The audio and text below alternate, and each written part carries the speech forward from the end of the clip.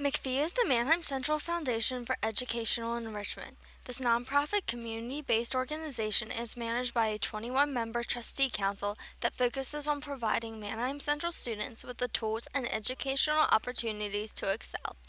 This past fall, Matt Novak, a children's book author and illustrator, visited Doe Run Elementary School thanks to a grant from MCFEE written by Jennifer Myers, a Doe Run librarian. Novak opened his presentation by interacting with the students. He told the students that the scariest thing in the world to him was a blank sheet of paper.